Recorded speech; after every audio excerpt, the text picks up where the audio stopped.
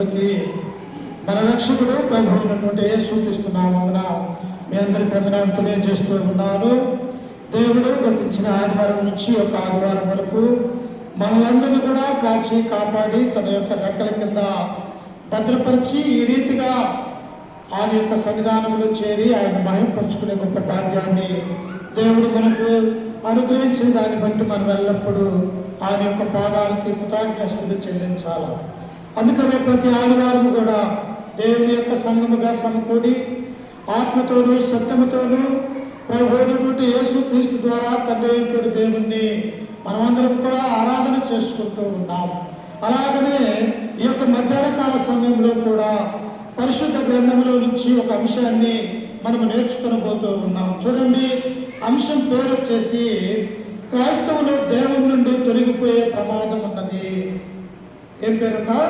క్రైస్తవులు అన్నటువంటి వారు దేవుని నుండి తొలగిపోయే ప్రమాదం ఉన్నది. ప్రియులారా, ఎందుకు క్రైస్తవులుగా మారిన తర్వాత దేవుని యందు భయము భక్తి విశ్వాసము కలిగి ఆయన యొక్క సన్నిధానంలో ప్రతి ఆదివారము మనము దేవుని యొక్క మందిరములో ఉంటూ ఆయన యొక్క వాక్యాన్ని వింటూ ఆత్మ సంబంధంగా వర్ధిల్లుతూ ఉంటూ ఉన్నాం. కానీ తిరిగి లోకములో పడిపోయే ప్రమాదము ఎక్కువ ఉన్నది అని ఈ గ్రంథంలో ఉన్నటువంటి దేవుని యొక్క మాటల్ని మనము తెలుసుకొనబోతూ ఉన్నాము. చూడండి, దేవుని గ్రంథంలో అనేక మంది కూడా దేవుడంటే విశ్వాసము కలిగి నమ్మకము కలిగి దేవుని యందు విధేయత కలిగినటువంటి అనేక మంది పితరుల కాలంలో ఉన్నారు. న్యాయాధిపతుల కాలంలో, ఆ తర్వాత రాజుల కాలంలో, ఆ తర్వాత ప్రవక్తలు అనేక మంది కొత్త నిబంధన కాలంలో కూడా దేవుని యందు విశ్వాసం కలిగి నమ్మకం కలిగి ఉంటున్నటువంటి వారు ఈ బైబిల్లో అనేక మంది ఉన్నారు. అయితే మొదటిగా దేవుడి నుండి దూరమైపోయే పరిస్థితి వస్తుంది కొన్నిసార్లు. అలా పడిపోయినటువంటి వ్యక్తులు ఎవరన్నా ఉన్నారు అంటే ఉన్నారు ప్రియులారా.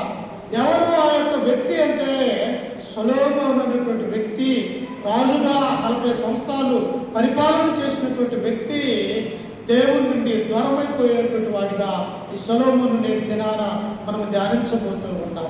చూడండి, నాతో పాటు పరిశుద్ధ గ్రంథంలో నుంచి రాజుల గ్రంథము, మొదటి రాజుల గ్రంథము 3వ అధ్యాయము 4వ వచనాన్ని మనం చదువుకుందాం. చూడండి ఒకసారి.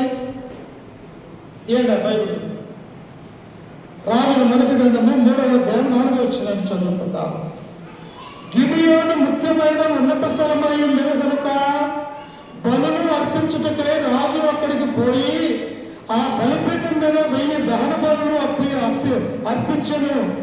గిబియోనులో యెహోవా రాత్రి వేళ స్వప్నమందు సొలొమోనుకు ప్రత్యక్షమై, నేను నీకు దేనినిచ్చుట నీకిష్టమో దాన్ని నడవమని దేవుడు అతనితో సెలవీయగా.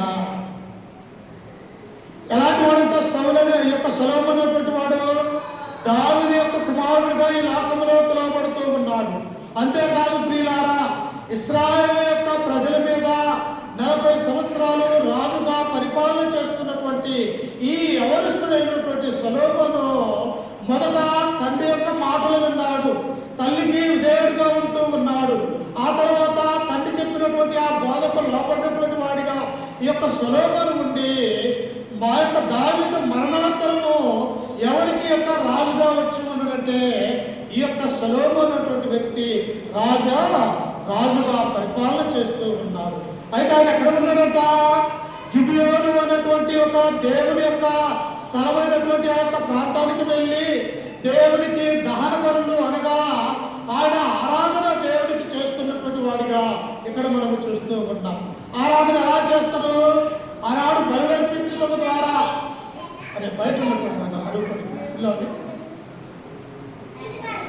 అరవండి వాళ్ళు బయటకు పట్టేది ఎలా ఉంటుంట?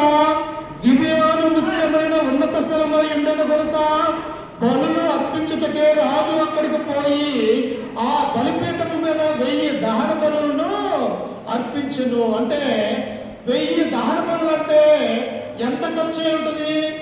ఎంత సమయాన్ని, ఎంత కాలాన్ని ఆ యొక్క రాజు దేవుడి దగ్గర కూర్చొని ఆ బలులు అర్పిస్తూ ఉన్నాడో ఒకసారి ఆలోచన చేయండి ప్రియులారా. నిజంగా దేవుడంటే భయము భక్తి విశ్వాసము కలిగి ఉన్నట్టయితే మన యొక్క జీవితంలో కూడా దేవుడి యొక్క సన్నిధానంలో ఆయన చూపించే మార్గంలో ఆయన యొక్క వాక్యము వినడానికి, లేకపోతే ఆయన యొక్క మందిరంలో ఉండి ఆయన ఆరాధించడానికి, స్తుతించడానికి మనము కూడా సమయాన్ని కేటాయించే వారిగా ఉంటూ ఉంటాం. అప్పుడు దేవుడు ఏమన్నాడు సొలొమోనుతో? చూడండి అక్కడ 5వ వచనములో, గిబియోనులో యెహోవా రాత్రి వేళ స్వప్నమందు సొలొమోనుకు ప్రత్యక్షమై, నేను నీకు దేనినిచ్చుట ఇష్టమో దాని నడుమని దేవుడు అతనితో సెలవీయను. చూశారా, దేవుడి యొక్క భయభక్తి విశ్వాసం కలిగి ఆయన యొక్క సన్నిధిలో ప్రార్థనా పరులుగా, లేకపోతే ఆయన ఆరాధించే వారిగా మనం ఉన్నట్లయితే ఇక్కడ దేవుడే స్వయంగా సొలొమోనుతో అంటూ ఉన్నాడు, సొలొమోను నీకు ఏమి కావాలా, ఏమి నేను ఇవ్వాలా అని చెప్పేసి దేవుడు సొలొమోనుతో మాట్లాడుతున్నటువంటి వాడిగా మనకు చూస్తూ ఉన్నాం. సామాన్యంగా మానవులతో దేవుడు మాట్లాడాలంటే అంతంత మాత్రం పోతే మాట్లాడతాడా దేవుడు? దేవుడు మాట్లాడాలంటే మాట్లాడుతున్నటువంటి ఈ యొక్క వ్యక్తి కూడా ఎలా ఉండాలా? దేవుడు అంటే భయం కలిగి ఉండాలా, భక్తి కలిగి ఉండాలా, విశ్వాసం కలిగి ఉండాలా, ఆయన యొక్క సన్నిధానంలో ఎల్లప్పుడూ కూడా ఆయన ఆరాధించే వాడిగా ఉండాలా. అలాగని ఈ సొలొమోను కూడా ఎలా ఉన్నాడంటే యెహోవా సన్నిధిలో గిబియోనులో వెయ్యి ఆ యొక్క బలులు అర్పిస్తూ దేవుని ఆరాధించే ఒక గొప్ప యవనస్తుడిగా, రాజుగా ఉన్నట్లుగా మనం చూస్తూ ఉన్నాడు. అప్పుడు దేవుడు అడుగుతూ ఉన్నాడు, సొలొమోను నీకు ఏం కావాలా? ఇదిగో ఈ రీతిగా నన్ను ఆరాధిస్తూ ఉన్నావు, ఈ రీతిగా నా యొక్క సన్నిధానంలో ఉన్నావు, నీకేమి కావాలో నన్ను అడగమని ఈ యొక్క దేవుడు సొలొమోనుతో మరి మాట్లాడుతూ ఉన్నాడు. అప్పుడు ఏమడుగుతూ ఉన్నాడో చూడండి 5వ వచనంలో, సొలొమోను ఇలాగ మనవి చేసెను, నీ దాసుడును నా తండ్రి అయిన దావీదు నీ దృష్టికి అనుకూలముగా సత్యమును నీతిని అనుసరించి యథార్థమైన మనసు గలవాడై ప్రవర్తించను గనుక నీవు అతని ఎడల పరిపూర్ణ కటాక్షముకు పరిచి ఈ దినమునున్నట్లుగా అతని సింహాసనం మీద అతని కుమారుని కూర్చుండబెట్టి అతని యందు మహాకృపను చూశావా?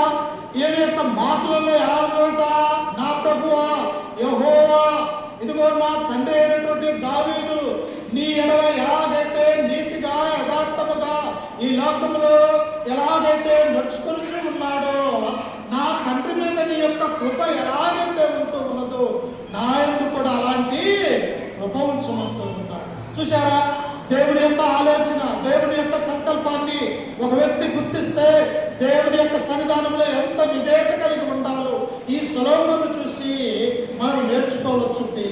దేవుడు అడుగుతూ ఉన్నాడు, సొలొమోను నీకేం కావాలా, నా నుంచి ఏం కావాలా అని ఈ యొక్క దేవుడు అడిగినప్పుడు మన తండ్రిని జ్ఞాపకం చేసుకుంటూ ఉన్నాడు. అంటే తండ్రి ఎలాంటి వాడు? ఆయన దావీదు మహారాజు గురించి దేవుడు అన్నాడు, ఏమన్నాడు? దావీదు నా యొక్క హృదయానుసారుడు, నా ఉద్దేశములన్నీ కూడా ఆయన నెరవేర్చే కాబట్టి. మానవులుగా ఉన్నటువంటి మనము దేవుడిని నమ్ముతున్నటువంటి బిడ్డలుగా దేవుడి సంకల్పం ద్వారా మనం ఉన్నామా? అసలు నా గురించి దేవుడు ఏం ఆలోచిస్తూ ఉన్నాడు? నేను లేచిన దగ్గర నుంచి దేవుడిని సంతోషపరుస్తున్నానా? ఆయన యొక్క సన్నిధానంలో ఉండి నేను ఆయన ఆరాధించగలుగుతూ ఉన్నానని మనమేం చేయాలంటే ఆ ఎల్లప్పుడూ కూడా దేవుడిని మనము ఆరాధించే వారిగా ఉంటాం. అందుకనే సొలొమోను నీకు ఏం కావాలా నా నుండి అని దేవుడు అడుగుతున్నప్పుడు ఆయన ఏమంటూ ఉన్నాడో చూడండి ఒకసారి. ఆ 5వ వచనంలో 7వ వచనంలో చదువుకుంటే, నా దేవా యెహోవా, నీవు నా తండ్రి అయిన దావీదుకు బదులుగా నీ దాసుడైన నన్ను రాజుగా నియమించి ఉన్నావు. పిల్లలు అరే 100 అయితే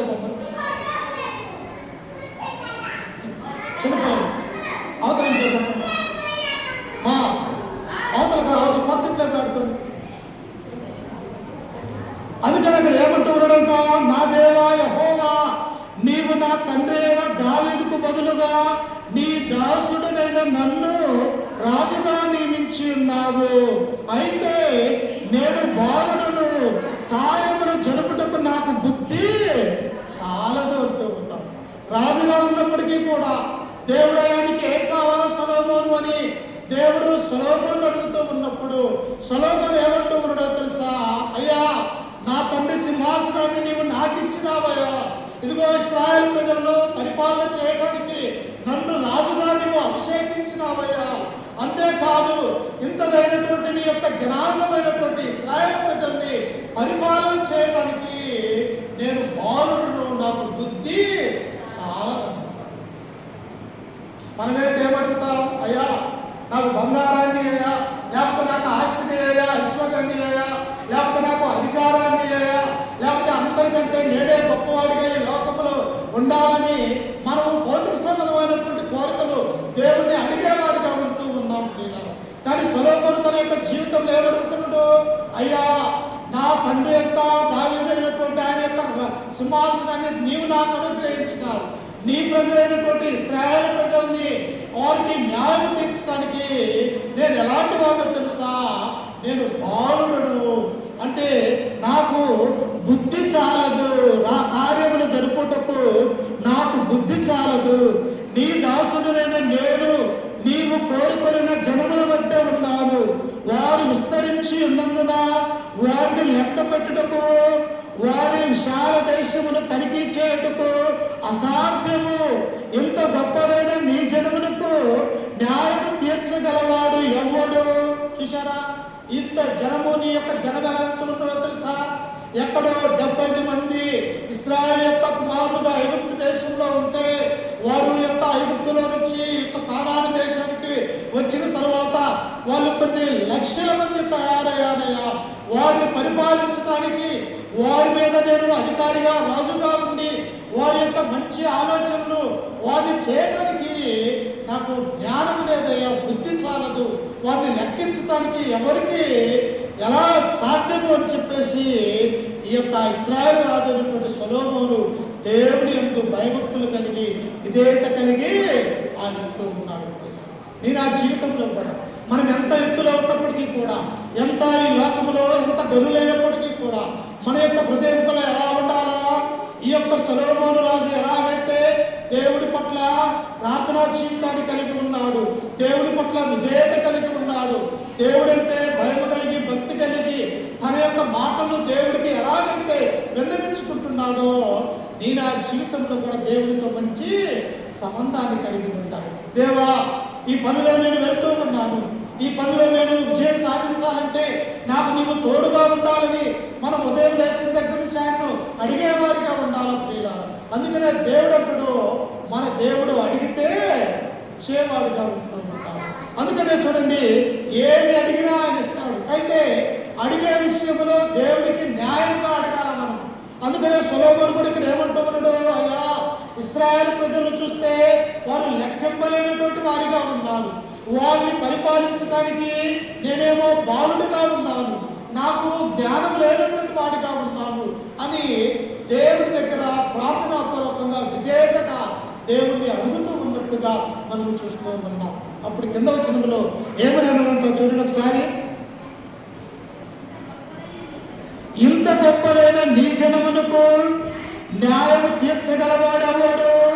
కాబట్టి నేను మంచి చెడ్డలు వివేచించి నీ జనులకు న్యాయం తీర్చుటకు నీ దాసుడునైన నాకు వివేకము గల హృదయము దయచేయము. చూశారా ప్రియులారా, ఇంత గొప్పదైనటువంటి ఈ జనాంగానికి, ఇంత గొప్పదైనటువంటి ఈ ఇశ్రాయేలు ప్రజలకి వారికి ఏదైనా సమస్య వచ్చినప్పుడు, వారికి ఏదైనా బాధ కలిగినప్పుడు, వారు నా దగ్గరికి వచ్చినప్పుడు వారికి నేను న్యాయం తీర్చాలంటే నేను జ్ఞానం లేనటువంటి వాడినయ్యా. నాకు వారికి న్యాయం తీర్చడానికి మంచి చెడ్డలుగా ఏది చెడు ఏది మంచు వారిని పరీక్షించి వారి గురించి తెలియచేయడానికి నాకు మంచి వివేకం కలిగిన హృదయాన్ని నాకు ఇవ్వమని దేవుడు అంటున్నాడు. నీ జీవితంలో కూడా, నా జీవితంలో కూడా ఎలాంటి హృదయం కావాలా? మోసకరమైనటువంటి హృదయం మనకు అవసరం లేదు. గర్విష్ఠులకు ఉన్నటువంటి హృదయాన్ని మనకు కోరుకోకూడదు. ఎలాంటి హృదయం ఏమంటున్నాడు సొలొమోను? వివేకము కలిగినటువంటి మంచి చెడ్డలు వారికి న్యాయం తీర్చగలిగిన ఆ హృదయాన్ని, వివేకాన్ని నాకు అనుగ్రహించమని సొలొమోను దేవుడి దగ్గర ప్రాధేయపడుతున్నట్టుగా మనం చూస్తూ ఉంటాం. ప్రియులారా, నేను ఆ జీవితంలో కూడా మనం ఎలా ఉండాలా? దేవుడి దగ్గర ప్రతి విషయం అందు కూడా మనము ప్రార్థనాపూర్వకంగా విధేయత కలిగి ఆయన యొక్క సన్నిధానంలో మనం అడిగినట్టయితే ఆయన మనకు అన్నీ కూడా ఇస్తాడు అన్నటువంటి విషయాన్ని ఇక్కడ మనం చూస్తూ ఉన్నాం. అమ్మ ఈయడా ఇస్తాడు మనకి. చూడండి ఒకసారి కింద వచనంలో చదువుకుంటే ఆయన ఎలా ఇస్తూ ఉన్నాడు. సొలొమోను చేసిన ఈ మనవి ప్రభువుకు అనుకూలమైన కనుక దేవుడు అతనికి ఇలాగ సెలవిచ్చెను, దీర్ఘాయుడైనను ఐశ్వర్యమునైనను నీ శత్రువుల ప్రాణమునైనను అడగక న్యాయములను గ్రహించుటకును వివేకము అనుగ్రహించమని నీవు అడిగితివి. ఏ రావాలంటే ఎలా అడిగారో తెలుసా? అయ్యా నా శత్రువులు నా మీదకి రాకుండా వారి యొక్క ప్రాణాలు తీయమని అడిగేవారు. లేకపోతే నాకు గుర్రములను రైతులను ఈ లోకరాజ్యములన్నిటికంటే కూడా నేనే గొప్ప రాజుగా ఉండాలని దేవుని అడిగేవాడు ప్రియులారా. కానీ నీవు అలాంటి ఏమీ అడగలేదు కనుక కేవలము నీ బిడ్డలుగా ఉన్నటువంటి ఇశ్రాయేలు ప్రజలకు రాజ్య పరిపాలన చేయడానికి మంచి వివేకము కలిగిన హృదయాన్ని నాకు ఇవ్వమని నీవు అడిగినందున అది న్యాయమని దేవుడు ఎంచుకున్నాడు. అందుకనే మనం అడిగే విషయంలో ఎలా ఉండాలా? తగ్గింపు స్వభావం కలిగి ఉండాలి. దేవునికి అనుకూలంగా అడుగుతూ ఉన్నామా? దేవునికి ఇష్టమైనటువంటి ప్రార్థన మనం చేయగలుగుతూ ఉన్నామా? లేకపోతే మన భౌతిక సంబంధమైనటువంటి స్వార్థంతో కూడినటువంటి మనని దేవుడి దగ్గర చేస్తూ ఉన్నామని మనం ఆలోచించుకోవాలి. అందుకనే దేవుడు ఎవరు ఇష్టపడతారంట? న్యాయం కలిగినటువంటి వారిని, కనికరం కలిగినటువంటి వారిని, ఆయన యొక్క విధేయత కలిగినటువంటి వారిని ఆయన ఇష్టపడి ఆయన జీవించేవాడిగా మన దేవుడు ఉంటూ ఉన్నాడు. సొలొమోను అదే అంటున్నాడు, అయ్యా నువ్వు రాజ్యం నేను అడగలేదు, నీవు ఆయుష్ నేను అడగలేదు, లేకపోతే నాకు ధనం కావాలని నీవు అడగలేదు, కానీ నీవు జ్ఞానం కావాలని అడిగినావు, అది నాకు మంచిగా ఉన్నది అని చెప్పేసి దేవుడు తిరిగి సొలొమోనుతో మాట్లాడుతూ ఉన్నాడు. అప్పుడు దేవుడు ఎలా ఆశీర్వదించాడంట చూడండి. నీవు ఇలాగూ అడిగినందున నీ మనవి ఆలోచించుచున్నాను, బుద్ధి వివేకములు గల హృదయము నీకిచ్చుచున్నాను.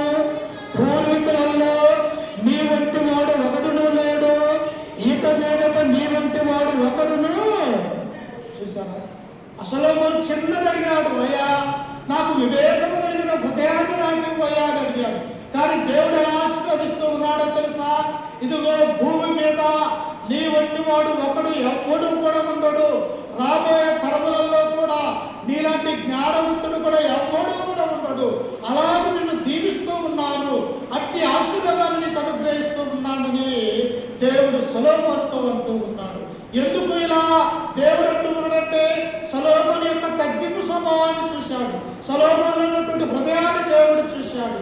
అలాగే సొలొమోనుకు ఉన్నటువంటి తన తండ్రి మీద ఉన్నటువంటి ఆ ప్రేమను ఆయన కనిపెట్టి ఉన్నాడు. ఇవన్నీ చూశాడు కాబట్టి సొలొమోను ఈ రీతిగా దేవుడు ఏం చేస్తూ ఉన్నాడట?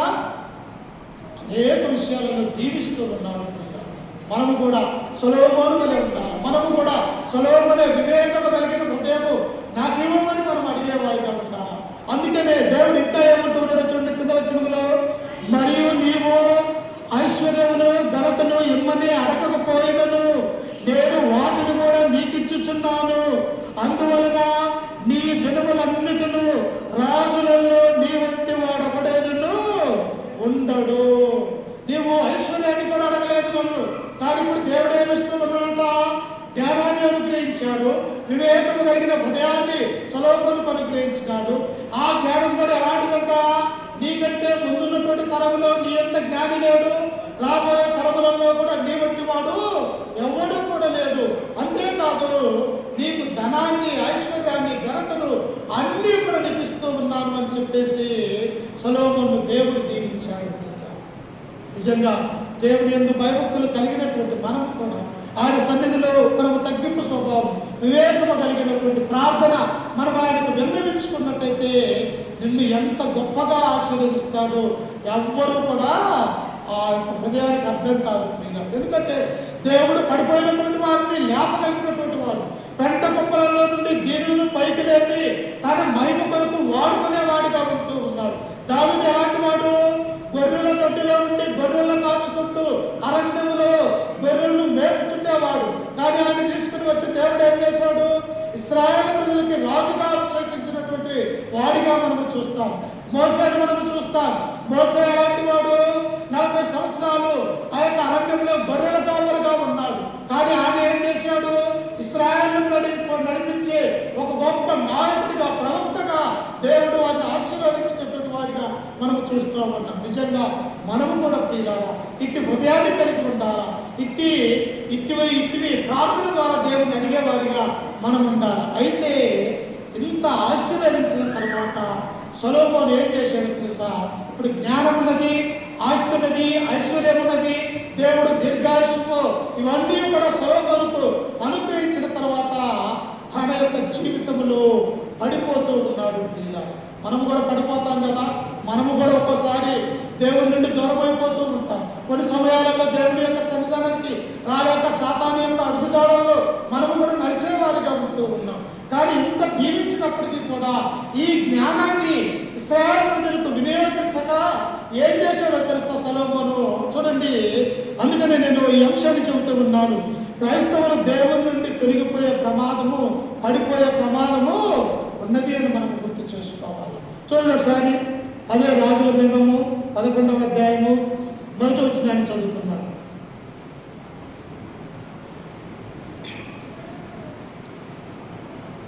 మోయాబీయులు 11వ అధ్యాయం 1వ వచనంలో ఎదోమీయులు, అమ్మోనీయులు, సిదోనీయులు, హిత్తీయులు అను జనులు మీ హృదయములను తమ దేవతల తట్టు తిప్పుదలు కనుక వారితో సహవాసము చేయకూడదని, వారిని మీతో సహవాసము చేయనీయకూడదని యెహోవా ఇశ్రాయేలీయులకు సెలవించి ఉన్నాడు. దేవుడి యొక్క ఆజ్ఞ. ఓ సొలొమోను, ఇశ్రాయేలు ప్రజలారా, అన్ని జనాంగమైనటువంటి ప్రజలు మీ మధ్యలో ఉన్నారు. ఎవరుంట వాళ్ళు? మోయాబీయులు, ఎదోమీయులు, అమ్మోనీయులు, హిత్తీయులు, అలాగే సీదోనీయులు, ఇలాంటి వారందరూ కూడా మీ మధ్యలోనే ఉంటూ ఉన్నారు. కాబట్టి మీరేం చేయాలా? వారికి ప్రత్యేకమైనటువంటి వారిగా ఉండాలా మీరు. ఎందుకో తెలుసా? దేవుడి యొక్క బిడ్డలకి అన్యులకు ఉండదమ్మ సాంగత్యము లేదు. అందుకనే వారికి మీరు దూరంగా ఉండి నన్ను ఆరాధించే వారిగా ఉండాలి. వారు ఎలాంటి వారంతా? వారి విగ్రహారాధకులు, అన్నదేవతలు, ఎటువంటి వారు అటు నడిపించగలిగినటువంటి స్వభావం కలిగిన వారు. కాబట్టి మీరేం చేయాలా? అట్టి వారితో మీరు సావాసం అనేది చేయకూడదు.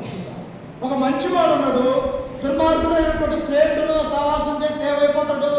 ఈ మంచివాడు కూడా వాడిలాగా తయారు కావడానికి అవకాశం ఉంటూ ఉన్నది.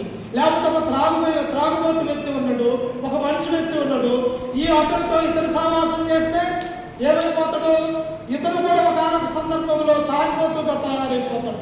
అందుకనే దేవుడు ఏమన్నాడు తెలుసా? దుష్టుల ఆలోచన చెప్పున నడవకూడదు, పాపుల మార్గమందు నీవు నిలవకూడదు. అందుకనే ఇక్కడ అంటూ ఉన్నాడు, మోయాబీయులు, ఎదోమీయులు, సిదోనీయులు, అమ్మోనీయులు, హిత్తీయులు అనేటువంటి వారు మీ హృదయాలను తిప్పుతారు వారి వైపు కనుక మీరేం చేయకూడదంట? అట్టి వారితో మీరు సావాసం చేయకూడదు, అట్టి వారిని మీ దగ్గర కూడా రానియకూడదు. ఎందుకంటే మీరు నా నుండి పడిపోయి లోకంలోనికి పడిపోతారు కదా అని చెప్పేసి దేవుడు ఇశ్రాయేలు ప్రజలకు చెప్పాడు. కానీ ఎంతారమ్మా, దేవుడి యొక్క వాక్యము, దేవుడి యొక్క ఆజ్ఞలు ఆనాడు అనేక మంది కూడా అతిక్రమించినటువంటి వారిగా ఉన్నారు. ఈ యొక్క సొలొమోను కూడా దేవుడు చెప్పినటువంటి యొక్క ఆజ్ఞలు ఏం చేస్తున్నారట? ఆయన యొక్క ఆజ్ఞను ఇప్పటి వరకు ఆశీర్వదించినటువంటి దేవుడు ఆ యొక్క మాటలు వినాల్సిన పోయి ఈ సొలొమోను రాజు కూడా ఏం చేశాడో చూడండి ఒకసారి. కింద వచనంలో చదువుకుంటే, 2వ వచనంలో చూడండి ఒకసారి, అక్కడే చదువుకుందాం. అయితే రాజైన సొలొమోను ఫరో కుమార్తెల దాకా ఆ జనులలో ఇంకా అనేక మంది పరస్త్రీలను మోహించి కామమురత గలవాడై వారిని ఉంచుకొని వచ్చాను. అతనికి 700 మంది రాజకుమార్తెలైన భార్యలను, 300 మంది ఉపపత్నులను కలిగి ఉంటుంది. అతని భార్యను అతని హృదయమును త్రిప్పివేసింది. ఎంత జ్ఞానమా! ఆయన సామాన్యమైనటువంటి వ్యక్తి జ్ఞాని కాదు. ఆయన జ్ఞానాన్ని వినటానికి ఎక్కడి నుంచి వచ్చిందో తెలుసా? షేబా దేశం అనే దేశంలో నుంచి ఒక గొప్ప రాణి ఈ యొక్క సొలొమోను యొక్క జ్ఞానాన్ని ఇవ్వడానికి తన జనులతో కలిసి తన మంత్రివర్గంతో ఈ యొక్క సొలొమోను దగ్గరకు వచ్చి ఆయన నోటి మాటలు ఉన్నటువంటి షేబా దేశపు రాణి ఉంటున్నది. అంటే సొలొమోను జ్ఞానం ఎలాంటిది? ఈ భూప్రపంచానికి మొత్తానికి కూడా తెలిసిపోయింది. కానీ ఇంటి సొలొమోను ఏమైపోయాడో తెలుసా? దేవుడి నుండి దూరమై పడిపోయాడు. ఎలా పడిపోయాడట? ఒక వ్యక్తి 700 మంది భార్యలను తెలుసుకున్నాడు, 300 మందిని ఉపపత్తులను ఉంచుకున్నాడు, మొత్తం 1000 మందిగా అతని యొక్క భార్యలుగా ఉంటూ ఉన్నాడు. వారు ఏం చేశారంట? ఇదిగో నా దేవుడిని మీరు ఆరాధించండి, నా దేవుడిని ఆరాధించమని యొక్క భార్యలు చేశారంటే సొలొమోను యొక్క హృదయాన్ని తిప్పివేశాడు. ఇప్పుడు దూరమైపోయాడు, దేవుడి నుండి దూరమైపోయినటువంటి వారిగా మనం చూస్తూ ఉన్నాం. మనము కూడా సొలొమోను వలె ఉన్నప్పటికీ కూడా కొన్ని సమయాలలో మనము దేవుడి నుండి పడిపోవడానికి అవకాశం ఉంటూ ఉన్నది. సొలొమోను అంతటి వాడే ఏమైపోయాడు? తమ యొక్క భార్యల నడవడిక వలన, తమ యొక్క భార్య యొక్క మాట విని సొలొమోను యొక్క హృదయం పూర్తిగా పాడైపోయి ఏం చేశాడో తెలుసా? పూర్తిగా విగ్రహారాధన చేసేవాడు. సృష్టికర్త అయినటువంటి దేవుడిని మర్చిపోయాడు, దేవుడిని ఆరాధించవలసినటువంటి విషయము మర్చిపోయాడు. ఇప్పుడు తమ భార్యను చెప్పినట్టు ఈ సొలొమోను నడుచుకుంటూ పూర్తిగా ఏమైపోయాడంటే లోకంలోనికి పడిపోయేవాడు. మన యొక్క జీవితంలో కూడా మనము కూడా కొన్ని సమయాలలో పడిపోవడానికి అవకాశం ఉన్నది. కొంతమంది అనొచ్చు, ఏ ప్రాంతంలో రోజు ఆదివారం వెళ్తావు, 2 రోజులకోసారి పోదాములని మనకు సంబంధించినటువంటి వారు మన యొక్క హృదయాన్ని విచ్చివేయవచ్చు ప్రియులారా. కానీ మనం ఏం చేయాలా? ఓహో, సాతాను వాడు ఈ రీతిగా నన్ను నా విశ్వాసాన్ని తీసివేయడానికి, పడిపోవటానికి కారకుడిగా మాట్లాడుతూ ఉన్నాడని మనం అది గ్రహించి వివేకము కలిగి దేవుని యొక్క మందిరానికి మనం రావాలనుకుంటాం. ఆయన ఎలా పడిపోయాడు చూడండి. కింద వచనములు, సొలొమోను వృద్ధుడైనప్పుడు అతని భార్యలు అతని హృదయమును ఇతర దేవతలకు తిప్పగా అతని తండ్రి అయిన దావీదు హృదయము వలె అతని హృదయము దేవుడైన యెహోవా యెడల యథార్థము కాకపోయాను. చూశారా? తన తండ్రి అయినటువంటి దావీదు ఎలాంటి వాడు? ఎంతో ఉన్నతమైనటువంటి వాడు, ఎంతో దేవుడితో స్నేహం కలిగినటువంటి వాడిగా ఉన్నాడు. కానీ ఇప్పుడు సొలొమోను హృదయం ఏమైపోయింది? తమ భార్యల చెప్పున తన హృదయాన్ని ఏమైపోయాడు? పూర్తిగా లోక వైపు మళ్లించుకొని ఆస్తారోతు దేవతను, అమ్మోనీయుల దేవతను, ఇలాంటి విగ్రహాలను చేస్తూ ఉన్నట్టుగా మనం చూస్తూ ఉన్నాం. ఇలాంటి తప్పిపోయినటువంటి వారిని ఏం చేయాలా? సొలొమోను తన యొక్క జీవితంలో తప్పిపోతూ ఉన్నాడు, దేవుడి నుండి దూరమైపోయినటువంటి వ్యక్తిగా మనం ఇక్కడ చూస్తూ ఉన్నాం. అయితే ఇలాంటి వారిని ఏం చేయాలని దేవుడు కోరుకుంటూ ఉన్నాడు.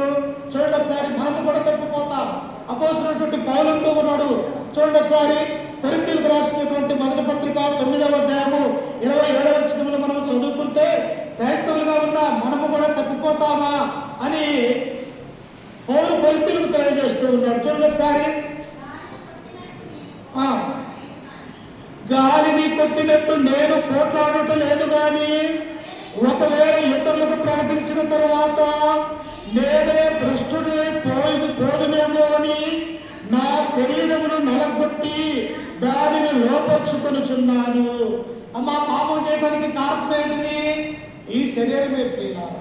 మన యొక్క హృదయమే పాపం చేయడానికి కారణంగా ఉంటూ ఉన్నది. అందుకని ఇక్కడ పౌలు అంటూ ఉన్నాడు, ఏమంటూ ఉన్నాడు?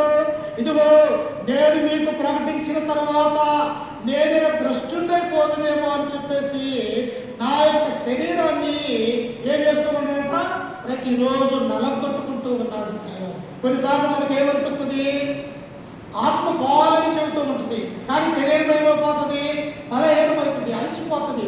ఏ పోదాంలో పడుకుందాంలే అంటుంది. కానీ ఆత్మలో ఉంటుంది, ఏమంటుంది? అయ్యో, ఈరోజు దేవుని యొక్క మందిరానికి వెళ్ళలేకపోతేనే, ఈరోజు కుటుంబ ప్రాంతంలో పాల్గొనలేకపోతేనే, దేవుడి యొక్క మందిరానికి వెళ్ళి పాటలు పాడలేకపోతేనే, ఆయన ఆరాధించలేకపోతేనే అని మన యొక్క హృదయం అంటూ ఉంటుంది. కానీ ఈ యొక్క శరీరం ఏమైపోతుంది? అలిసిపోయి ఏం పోదాంలే, ఈ వారం కాకపోతే వచ్చే వారం పోదాంలే, లేకపోతే ఈ కుటుంబ ప్రాంతం కాకపోతే ఇంకో కుటుంబానికి పోయినప్పుడు పోదాంలే అని అలసత్వం చూపిస్తుంది ప్రియుడా. అందుకనేసి ఇక పౌలు ఏమంటున్నాడు? నేను మీకు ప్రకటించిన తర్వాత నేనే భ్రష్టుడైపోదునేమని చెప్పేసి నా శరీరమును నేను నలగొట్టుకుంటున్నాను. అంటే శరీరాన్ని తన ఆధీనంలో ఉంచుకుంటూ ఉన్నాం.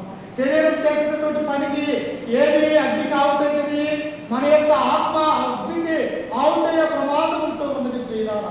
అందుకనే పౌరుడు ఉన్నాడు, కొరింథీయులారా మీరును పడిపోవడానికి అవకాశం ఉన్నది, నేను పడిపోతున్నామన్నటువంటి భయం నాకున్నది, అందుకనే నా శరీరాన్ని నా ఆధీనంలో ఉంచుకుంటున్నాను అని పౌరుడు ఎలాగైతే ఆయన విశ్వాసం కలిగి దేవుడికి భయం కలిగి తన యొక్క జీవితంలో ఉన్నాడు, మనం కూడా ఏం చేయాలంట, మన శరీరాన్ని మన యొక్క ఆధీనంలో ఉంచుకొని ఆ యొక్క శరీరంలో ఉన్న ఈ అవయవాలన్నీ కూడా దేవుని పని కొరకు ఉపయోగించేవారిగా మనం ఉండాలనుకున్నాం. ఇంకా ఏమంటున్నాడో చూడండి, అదే కొరింథీయులకు రాసిన పత్రిక 10-12వ వచనంలో మనం చదువుకుంటే చూడండి ఒకసారి.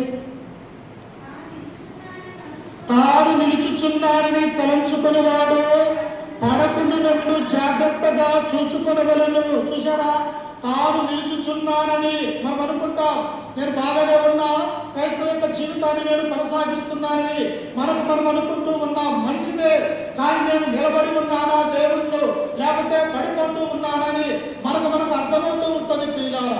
అందుకనే పౌలు అంటున్నాడు, తాను నిలుచుచున్నాడు వాడు పడిపోకుండా జాగ్రత్తగా చూసుకోవాలా. నేను ఎలా ఉన్నాను, నా మాట తీరు ఎలా ఉన్నది, నా యొక్క హృదయం ఎలా ఉన్నది, నేను ప్రవర్తించే ప్రవర్తన నా జీవితంలో నా దేవుడికి ఇష్టముగా ఉన్నదా, లేకపోతే లోక సంబంధమైనటువంటి పాపంలో నేను పడిపోవడానికి అవకాశం ఉన్నదా అని మనం ఏం చేయాలంట, మనము పరీక్షించుకునే వారిగా ఉండాలనుకుంటున్నాం.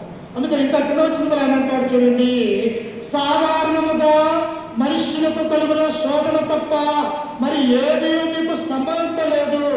దేవుడు నమ్మలేని వాడు, మీరు సహింపగలిగినంత కంటే ఎక్కువగా ఆయన మిమ్మల్ని శోధింపడలేదు. శోధన వస్తుంది ప్రియులారా, మన యొక్క జీవితంలో రాదమ్మా.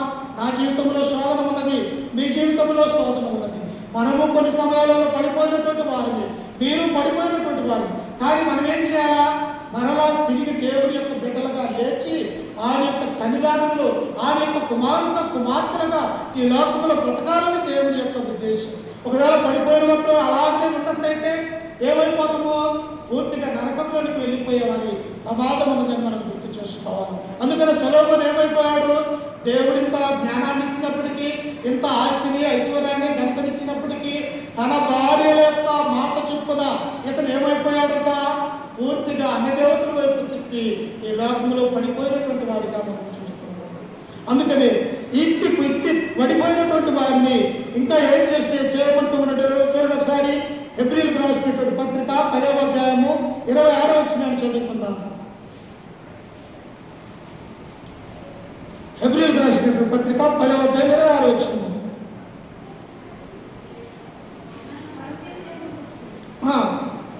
మనకు సత్యమును గురించి అనుభవం పొందిన తరువాత బుద్ధిపూర్వకంగా పాపము చేసిన యెడల పాపములకు బలి ఎక్కను ఉండదు.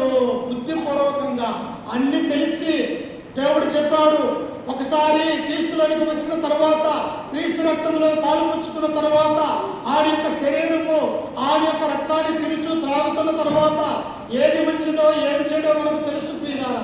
ఏది పాపమో ఏది నీతో మనందరికీ కూడా తెలుసు.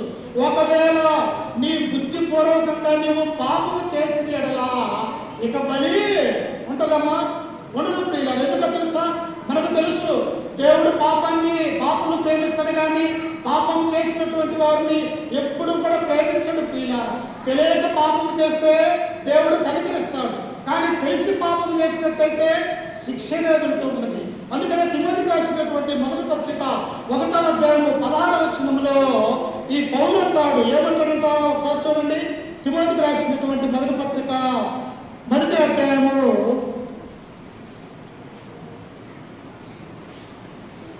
12వ వచనాన్ని చదువుకుందాం చూడండి ఒకసారి. పూర్వము దూషకుడును హింసకుడును హానికరుడైన నన్ను తన పరిచర్యకు నియమించి నమ్మకమైన వాడిగా ఎంచినందుకు నన్ను బలపరిచిన మన ప్రభువైన యేసు క్రీస్తుకు కృతజ్ఞుడై ఉన్నాను. తెలియక అవిశ్వాసం వల్ల చేస్తుంది కనుక కనికరింపబడుతుంది. అమ్మా, తెలియక చేసిన దానికి కనికరం ఉన్నదా, లేకపోతే తెలిసిన దానికి చేసిన దానికి కనికరం ఉన్నదా?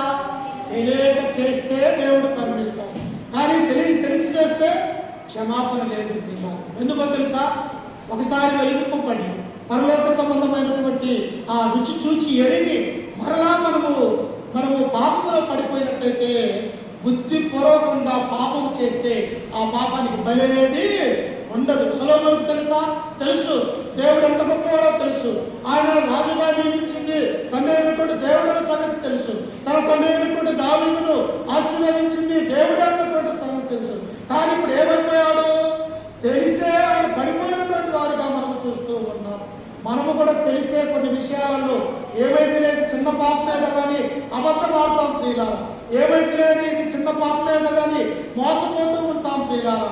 అది చిన్నదైనా పెద్దదైనా పాపమే. దేవుని యొక్క ఆజ్ఞను అతిక్రమించడమే పాపము అన్నటువంటి సత్యాన్ని మనం గ్రహించాలి. అందుకనే అయితే తప్పిపోయినటువంటి క్రైస్తవులు చూసినప్పుడు మనం ఏం చేయాలా? తప్పిపోయారు మన కళ్ళ ముందు, రోజు చర్చకొచ్చే వాళ్ళు రావటం లేదు. మరి మన నుంచి కొన్ని సంవత్సరాల పాటు మనతో స్నేహం చేసి దేవుడి యొక్క సన్నిధానంలో ఉండి వారు దూరమైపోయారు. అట్టి వారిని క్రైస్తవులుగా ఉన్నటువంటి మనము వారిని ఏం చేయాలి అని అంటే ఈ బైబిల్ ఏమని సెలవిస్తుందో చూడండి ఒకసారి. వారిని ఏం చేయాలంట? యాకోబు రాసినటువంటి పత్రిక 5వ అధ్యాయము 19వ వచనం చదువు ఏడు ఒకసారి బైబిల్లో. యాకోబు రాసినటువంటి పత్రిక 5వ అధ్యాయము 19వ వచనం. నా సహోదరులారా, మీలో ఎవరైనా సత్యము నుండి తొలగిపోయినప్పుడు మరి ఒకడు అతనిని సత్యమునకు మళ్ళించిన ఎడల ఏం చేయాలంట? మన సహోదరుడే, మన గ్రామం వాడే, లేకపోతే మన బంధువులే, మన రక్త సంబంధికులే, వాళ్ళు ఏమైపోయారు? కొన్నాళ్ళు బాగానే దేవుడి సన్నిధిలో ఉన్నారు, తిరిగి లోకంలో పడిపోయారు. అటు వారి ఎడల మనం ఏం చేయాలి? ఒక క్రైస్తవులుగా, దేవుడి యొక్క కుమారుడుగా కుమార్తెలుగా ఉన్నటువంటి మనము వారి దగ్గరికి వెళ్ళి, అయ్యా నువ్వు పడిపోవడం కారణం, మన దేవుడు గొప్పవాడు, మనల్ని పాపంలో నుంచి తన యొక్క రక్తాన్ని కాచి మన కొరకు కలవరిగిరిలో ఆయన మరణం పొంది మన కొరకు శ్రమ ఇవ్వబడి మన కొరకు తన ప్రాణాన్ని పెట్టిన యేసు క్రీస్తు వైపు మనం మళ్ళాలా మన జీవితం బాగుపడుతుంది, మనల్ని దేవుడు ఆశీర్వదిస్తాడని తప్పిపోయిన వారిని ఏం చేయాలో తెలుసా? దేవుడి వైపు మళ్ళించే కార్యక్రమాన్ని మనము చేయాలి. ఎందుకు? క్రైస్తవులకు మన బాధ్యతని దేవుడు చెబుతున్నటువంటి మాట అది. యాకోబు అక్కడ ఉన్నటువంటి 12 గోత్రాలకి ఆయన అదే విషయాన్ని తెలియజేస్తూ ఉన్నాడు. నా సహోదరులారా, మీలో ఎవడైనా సత్యము నుండి తొలగిపోయినప్పుడు మరి ఒకడు అతన్ని సత్యమునకు మళ్ళించిన ఎడల పాపిని వారి తప్పు మార్గము నుండి మళ్ళించువాడు మరణము నుండి ఒక ఆత్మను రక్షించి అనేక పాపములు తప్పివేయనని తాను తెలుసుకొనవలెను. అమ్మా, తప్పిపోయినటువంటి కుమారుడు ఏమైపోయాడు? తండ్రి నుంచి ఆస్తి తీసుకున్నాడు. నా ఆస్తి నాకు ఇవ్వండి అని తన అన్న దగ్గర తన తండ్రి దగ్గర తీసుకొని ఏమైపోయాడు? తన ఆస్తిని ఐశ్వర్యాన్ని తీసుకొని దూర ప్రాంతానికి వెళ్ళిపోయి చెడ్డ స్నేహితులతో సావాసం చేసి తను తీసుకొచ్చినటువంటి ఆస్తి ఐశ్వర్యం అంతా ఖర్చు చేసిన తర్వాత తినడానికి తిండి లేనప్పుడు బంధువులు వేసి ఆ పొట్టు దగ్గరికి వెళ్ళి తన యొక్క ఆహారంగా ఆ పొట్టును తింటూ ఉన్నప్పుడు ఆయన జ్ఞాపకం వచ్చింది. ఏమొచ్చిందంట? అయ్యో, నా తండ్రి దగ్గర దూరమైపోయాలి, నా తండ్రి దగ్గర అనేక మంది పరివారు ఎంతో ఆనందంగా బతుకుతూ ఉన్నారు, నేనేంటి పందులు వేసేటువంటి ఆ పొట్టును మేరకలని ఇంత భ్రష్టుడైపోయాలి అని చెప్పేసి తన తప్పును తెలుసుకుని ఆ కుమారుడు తండ్రి యొక్క మరలా వెళ్ళాలనుకున్నప్పుడు ఆయన తండ్రి దగ్గరికి వెళ్ళినప్పుడు ఏం చేశాడంట? ఆ కుమారుడిని దూరంగా ఉన్నప్పుడే చూసి, అయ్యో తప్పిపోయిన నా కుమారుడు తిరిగి నా ఇంటికి వస్తూ ఉన్నాడు, నా నుంచి తప్పిపోయి పాపంలో పడిపోయినటువంటి ఈ నా చిన్న కుమారుడు నా దగ్గరికి వస్తూ ఉన్నాడని ఆయన దూరంగా ఉన్నప్పుడే ఆయన దగ్గరికి వెళ్ళి మెడ మీద పడి గుర్తు పెట్టుకొని కౌగులించుకొని తన యొక్క ఇంటిలోనికి ఆహ్వానించాడు. మనల్ని కూడా దేవుడు తప్పిపోతే ఏం చేస్తున్నట్ట? నా కుమార్తె తప్పిపోయింది, మళ్ళా నా దగ్గరికి రావాలి, నా కుమార్తె తప్పిపోయాడు, నా దగ్గరికి రావాలా అని అంటాడు. అందుకనే యేసుక్రీస్తు అన్నాడు, ఇదిగో 100 గొర్రెలలో ఒక గొర్రె తప్పిపోతే 99 గొర్రెల్ని అక్కడ వదిలివేసి ఆ గొర్రె తప్పిపోయినప్పుడు దాన్ని వెతికి అది దొరికినప్పుడు ఆ యొక్క గొర్రెల కాపరికంటే ఎలా ఉంటుందట? ఎంతో సంతోషంగా ఉంటూ ఉంటుంది. ఏంటి?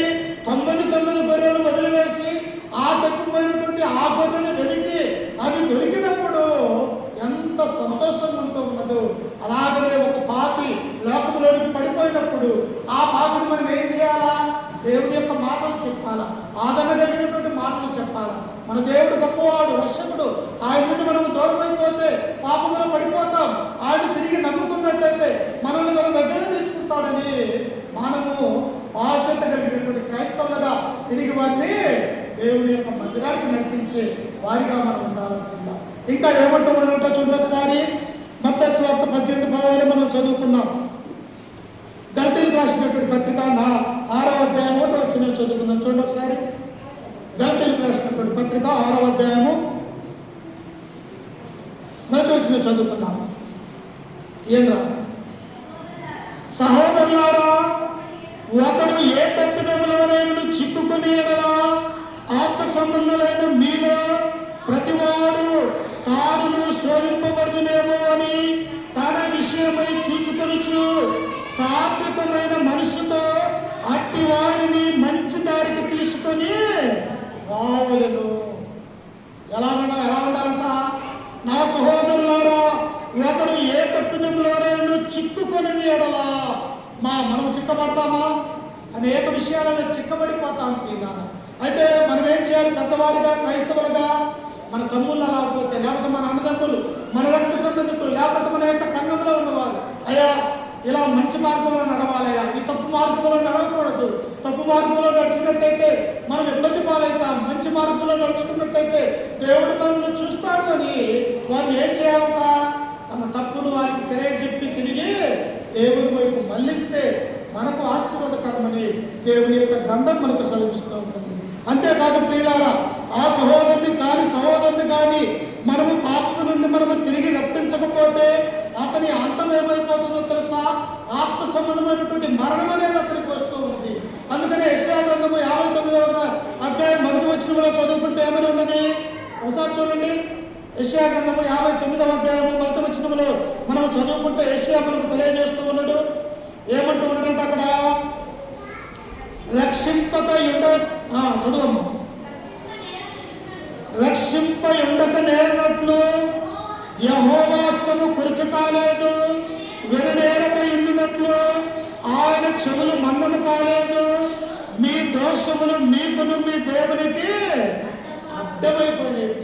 మనం మార్గం పొందకపోతే, ఆ తప్పిపోయినటువంటి వారిని మరలా మనమే దేవుడి దగ్గరకు నడిపించకపోతే దేవుడు ఏమంటున్నాడు? రక్షింపక నేరపై ఉండినట్లు యెహోవా హస్తము కురుచ కాలేదు, కానీ విననేరపై ఉండినట్లు ఆయన చెవులు మందము కాలేదు. కానీ మీ దోషములు మీకును మీ దేవుడికి అడ్డమైపోయినాయి. పాపం అనే అడ్డము, పాపం అనే గోడ దేవుడికి మనల్ని దగ్గర చేయలేకపోతున్నట్టుగా మనం చూస్తూ ఉన్నాం. కాబట్టి తప్పిపోయిన క్రైస్తవులు చూసినప్పుడు మనం ఏం చేయాలంటే వారిని దేవుడి వైపు మళ్ళించే కార్యక్రమాన్ని చేయాలి. కొంతమంది ఏం చేస్తారు తెలుసా? ఎవడైనా పడిపోయినట్టయితే వాడు ఇంకా బాగా పడాలి అనుకుంటాడు. ఎవడైనా శ్రమలలో ఉంటే వాడికి ఇంకా శ్రమలు రావాలి అని కోరుకుంటారు. అలా ఉండకూడదు ప్రియ. ఎందుకో తెలుసా? యేసుక్రీస్తు అంటాడు, మీ శత్రువులు ప్రేమించుడి. ఏమంటాడు? మీ శత్రువులు ప్రేమించుడి, మీ సహోదరులు దీవించుడి అని యేసుక్రీస్తు యొక్క మాటలు మనం చూస్తాం. అందుకని ఇంకా మనం చదువుకున్నట్టయితే ఏమైనా ఉంటుందో చూడండి. తప్పిపోయినటువంటి వారి మనం ఎలా ఉండాలని దేవుడు కోరుకుంటున్నాడు. చూడండి, సామెతల గ్రంథము 10వ అధ్యాయం 12వ వచనం చదువుకుందాం. సామెతల గ్రంథము 10వ అధ్యాయం 12వ వచనం.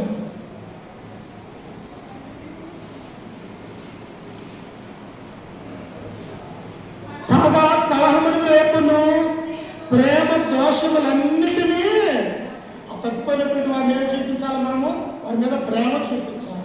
వారికి కఠినంగా మాట్లాడితే వాడు దేవుడి దగ్గరికి వస్తారమ్మా? రారు. తప్పు చేసినటువంటి వారి దగ్గరికి వెళ్ళి మనం ఏం చేయాలా? ప్రేమ కలిగి వారితో మాట్లాడాలి. అయ్యా, దేవుడు ప్రేమ స్వరూపుడు. దేవుడిని నమ్ముకున్నటువంటి వారి జీవితాలు ఇలా ఉన్నాయి. దేవుడిని నమ్ముకొనక ఈ లోకంలో పడిపోయినటువంటి వారి జీవితాలు ఇలా ఉన్నాయని మనం ఏం చేయాలా?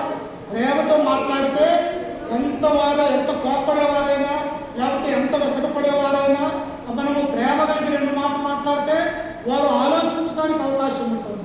అదే వారి మీద కోప్పడమనుకో, అదే ఆ స్త్రీ మీద మనం కోప్పడమనుకో, నువ్వు నాకు చెప్పేది ఏంటి, నాకు తెలియదా దేవుడి గురించి, మన మీద తిరిగి అక్కడ గొడవ జరగడానికి అవకాశం ఉంది. అందుకని ఇక్కడ సొలొమోను ఏమంటున్నాడు? కలహమును రేపును ప్రేమ దోషములన్నిటినీ కప్పును. ప్రేమ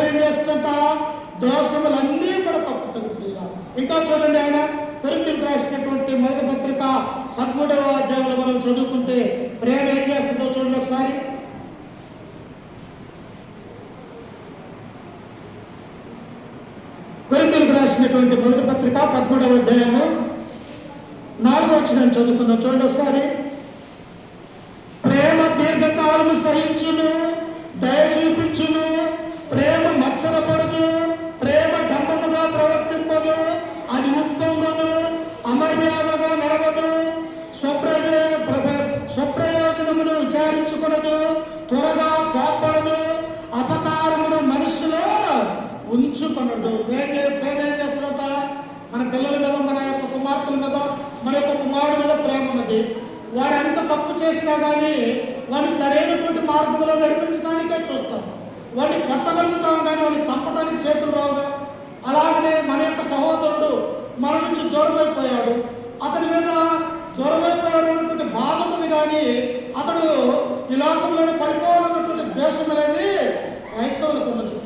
ఎవరికి ఉంటుందంటే అది లోకంలో ఉన్నవారికి ఉంటుంది. వాడు పడిపోవాలా, వాడు చావాలా, నేను గొప్పవారి కావాలని లోకంలో ఉన్నవారికి ఉంటుంది. కానీ క్రైస్తవులుగా ఉన్నటువంటి మనకి అట్టి ఆలోచన ఉంటుంది. అందరినీ ప్రేమించాలి.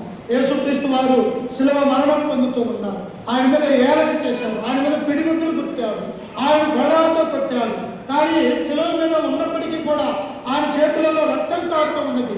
ఆయన తల మీద ముళ్ళ కిరీటం పెట్టి అక్కడి నుంచి రక్తం కారుతూ ఉన్నది. తాగడానికి నీళ్లు ఇవ్వండి అంటే చేదు చెట్టునిచ్చారు. తమ భర్తలో బల్లుకు పోటు పొడిచారు. ఎక్కడ చూసినా రక్తంతో శిలువ మీద వేలాడుతున్నటువంటి యేసుక్రీస్తు ఏమన్నాడు తెలుసా? తండ్రి మీరేమి చేయుచున్నారు, మీరెరుగరు వీరిని. అంటే మనల్ని ప్రేమించాడా? శ్రమలలో ఉన్నాడు, బాధలలో ఉన్నాడు, రక్తం కారుస్తూ ఉన్నాడు. అందరూ ఏలం చేసినటువంటి వారే, అందరూ ద్వేషించినటువంటి వారే. కానీ క్రీస్తు ఎలా ఉంటుంది? క్రీస్తు ప్రేమ, తండ్రి మీరేం చేస్తున్నారు, మీరెరుగురు వీరిని క్షమించమన్నారు. మనము అలా ఉన్నట్లయితే, అంటే ప్రేమ ఉన్నట్లయితే, అందుకనే యోహాను సువార్త 3వ అధ్యాయం 16వ వచనం, దేవుడు లోకమును ఎంతో తెలుసా, తన ఒక్కగానొక్క కుమారుని మన కొరకు, మన పాపము నిమిత్తము ఈ లోకానికి పంపించి తన ప్రాణాన్ని ఈ లోకంలో మన కొరకు పెట్టినటువంటి వాడిగా మనం చూస్తూ ఉన్నాం. కాబట్టి పిల్లల తప్పిపోయినటువంటి వారిని మనం ఏం చేయాలంటే తిరిగి దేవుడి వైపు మళ్లించే కార్యక్రమాన్ని చేయాలి. ఒక సహోదరుడు తప్పిపోయాడు. చూడండి, ఆ సహోదరుడు ఎవరు? తిమోతికి రాసినటువంటి 2వ పత్రిక 4వ అధ్యాయము. ఒక గొప్ప యవనస్తుడు తప్పిపోయాడు. పిల్లల ఎవరు ఆ యవనస్తుడు? చూడండి ఒకసారి. తిమోతికి రాసినటువంటి 2వ పత్రిక 4వ అధ్యాయము 9వ వచనం చదువుకుందాం. నా యొక్కకు త్వరగా వచ్చుటకు ప్రయత్నం చేయము, దేవ ఇహలోకమును స్నేహించి నన్ను విడిచి తెస్సలోనికకు వెళ్ళెను. ఎవరంటేనా? దేవాలటువంటి యవనస్తుడు. పౌలుతో పాటు ఉండు, పౌలుతో పాటు పరిచయం చేస్తూ, పౌలు ఎక్కడికి వెళ్తే అక్కడికి వెళ్ళి దేవుని యొక్క స్వార్థను, పరిచయను పంచుకున్నటువంటి ఒక యవనస్తుడైనటువంటి ఈ యొక్క దేవ ఏమైపోయాడు? దేవ యహలోకమును స్నేహించి నన్ను విడిచి తెస్సలోనికకు వెళ్ళిపోయాను. సొలొమోను కూడా ఏమైపోయాడు? తన భార్యల ప్రేరేపణ వలన విగ్రహారాధకుడైనట్టుగా మనం చూస్తూ ఉన్నాం. కానీ మరలా తన తప్పు తెలుసుకొని సొలొమోను ఏం చేశాడో తెలుసు? తన వృద్ధాప్యమందు కాలంలో ఆయన ఏం చేశాడో తెలుసా? ఒక గ్రంథాన్ని రాశాడు. ఏమిటో ఆ గ్రంథము? ప్రసంగి గ్రంథము. చూడండి ఒకసారి, చివరి మాట చదువుకొని ముగించుకుందాం. ఆయన తన తప్పు తెలుసుకున్నాడు, దేవుని వైపు మరలా మళ్ళాడు. మళ్ళిన తర్వాత ఒక గ్రంథాన్ని రాశాడు. ఆ గ్రంథము ఏమని సెలవిస్తూ ఉండో చూడండి ఒకసారి. ప్రసంగి గ్రంథము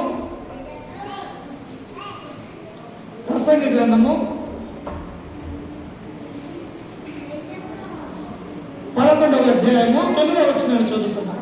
11:9.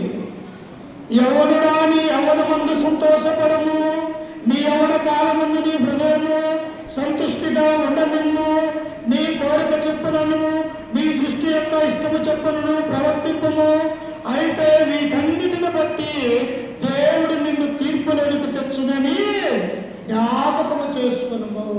ఇప్పుడు అర్థమైంది సొలొమోనుకు, అయ్యో నా ఎవరి కాలంలో నా యొక్క భార్యను చెప్పిన బట్టి మాటలు విని నేను దేవుడి నుండి దూరమైపోయాను. ఇదిగో నా ఎవరి కాలం గతించిపోయినది, లేక ప్రాయం గతించిపోయినది, నేను వృద్ధాప్యంలోకి వచ్చానే, ఇక్కడ నుండే నేను దేవుడిగా ఉండాలని చెప్పేసి తన మనసు మార్చుకొని ఏం చేశాడో తెలుసా? ఆయన ఈ గ్రంథాన్ని రాశాడు. అందుకనే మనం చేసే ప్రతి పాపానికి ఏం చేస్తాడంట? దేవుడి నిన్ను తీర్పులోనికి తెచ్చునని జ్ఞాపకము చేసుకును. లేత వయసును నడిపాయను గతించిపోయడం కనుక నీ హృదయంలో నుండి వ్యాకులమును తొలగించుకొనుము, నీ దేహమును చెరుపు దాన్ని తొలగించు. మనం ఏం చేయాలంట? సొలొమోను ఎలాగైతే మారు మనసు కలిగింది, దేవుడి వైపు మళ్లించాడు, అలాగనే తప్పిపోయినటువంటి వారి అలా మనము కూడా వారిని క్రీస్తులోనికి నడిపించే ఒక గొప్ప భాగ్యాన్ని కలిగి ఉండాలి. అలా నడిపిస్తే నిన్ను దీవిస్తాడు, నీ కుటుంబాన్ని దీవిస్తాడు. ఆ తప్పిపోయినటువంటి ఆ వ్యక్తి కుటుంబం రక్షింపబడుతుంది, అతని జీవితం కూడా బాగుపడుతుంది అన్నటువంటి విషయాన్ని మధ్యాహ్న కాల సమయంలో ఈ వాక్యం ద్వారా మిమ్మల్ని హెచ్చరిస్తూ ఈ మాటలు నన్ను కూడా హెచ్చరిక చేసుకుంటూ బాగుపడుతుంది. మీ అందరికీ మన రక్షకుడు ప్రభు అయిన యేసుక్రీస్తు నామమున వందనాలు తెలియజేస్తూ ఈ వాక్యాన్ని ముగించుకుంటూ ఉన్నారు. ప్రియులారా, ప్రార్థన చేసుకుని ఆ తదుపరి మనమందరం కూడా ఆరాధనలో పాల్గొందాము. సమయం 1 గంటగా వస్తూ ఉన్నది. ప్రార్థన చేసుకుందాం. అందరూ కళ్ళు మూసుకున్నట్లయితే ప్రార్థన చేసుకుందాం. సకలాశీలకు కారణాభూతుడైన మా ప్రియ పరలోకపు తండ్రి, మీ ఘనమైన అత్యున్నతమైన నామానికి వందనాలు, స్తుతి స్తోత్రములు తండ్రి. గడిచిన కాలం అంతా గడిచిన దినములన్నీ మమ్మల్ని కాచి కాపాడి మా యొక్క జీవితంలో తండ్రి మరొక శ్రేష్టమైనటువంటి యొక్క ప్రభుత్వాన్ని మాకు అనుగ్రహించిన దాన్ని బట్టి